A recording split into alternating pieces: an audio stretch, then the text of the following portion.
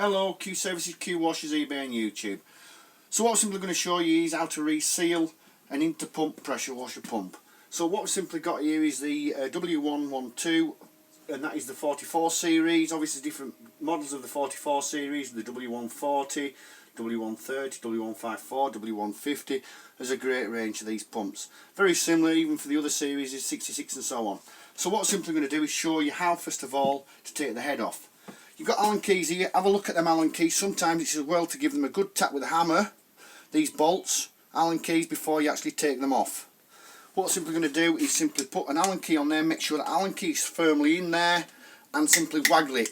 Don't just go to unscrew it first of all and go like that. Simply just put a bit of weight on, waggle it, and it'll come off very easy. So we're going to break all these off.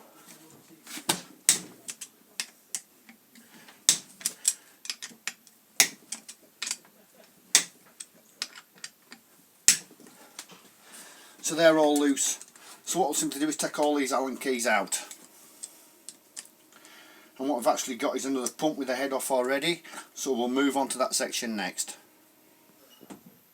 So what we've simply got here is taking all the bolts out of this pump.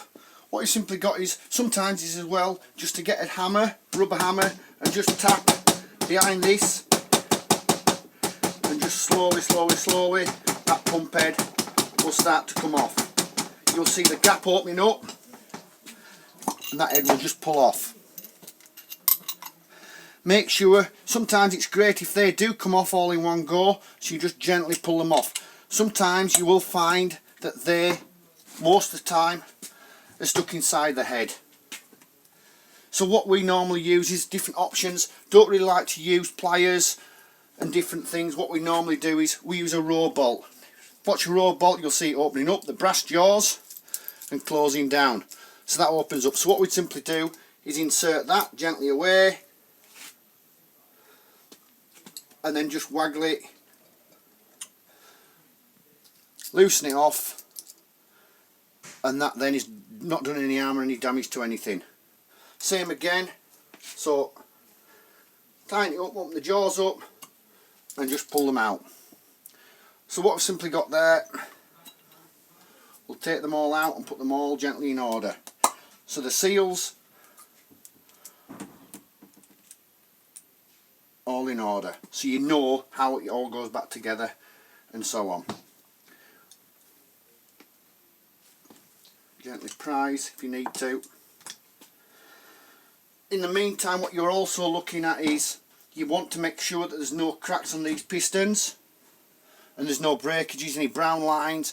That piston will need changing, which we'll show you further along. So that's a brand new pump, so we know that that's all okay. So we'll come back to resealing the pump itself. What you've simply got there is, you've got the seal, which is the hard black plastic one that goes into there. You're then followed by the brass insert. You've then got the hard plastic one, followed by the brown seal, and you've got your backup ring. Very rarely they get damaged. All they're simply doing is sitting into that groove.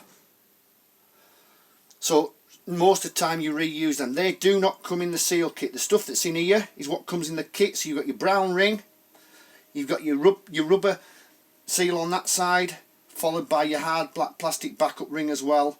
Like I say, they do not come in the kit on the 127 for this pump. So what we'll simply do is take all these out, keep them all in order as you're doing it, so you know exactly what you're doing. Same again, if they are tight, little row bolt, and just gently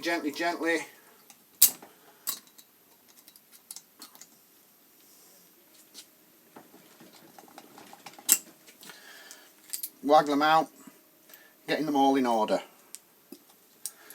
If they are tight, just gently prise these out. Same again, so you know exactly what you're on with. So we've then got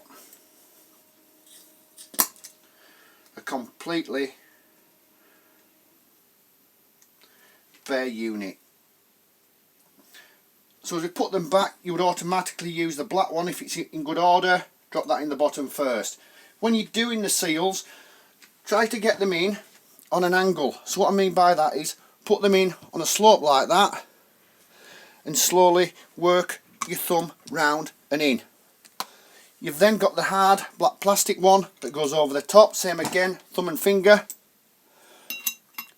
Brass insert, you leave it slot down. When we come to do these, what we normally do is just get hold of them there, nip them out and replace with a new one. Also, the O-ring. Check to make sure there's no nicks in that O-ring. They don't also come in the kit, so if you need to order them separate. Same again, a little bit of grease when you're inserting them back in. Same again, bit of weight on the top, and that should sort you out on that side. So what I'm simply going to do is put the head back onto the pump itself. Bit of grease, a copper slip on the threads themselves. What you can do is obviously you need to put plenty of force on there to get this pump head to go back on. Sometimes it's as well again, just gently, bit by bit, just tap it both sides, keeping it even all the way through to tighten it up. Once that's back on again, like I say, a bit of copper slip or grease onto these bolts, and what you do is tighten all these back in place. What I'm simply going to do is show you, obviously, on the other pump that we've got sat here, and you'll be putting on there, these are tightened up to 20 NMs. So these bolts here, once you finish off, get your torque set in, and then you get your 20 NM, and obviously tighten all these 8 bolts up. Equal all the way around to start off, each corner, and then slowly work your way around to tighten them all up. Thank you very much, Q Services, Qwashers, eBay and YouTube.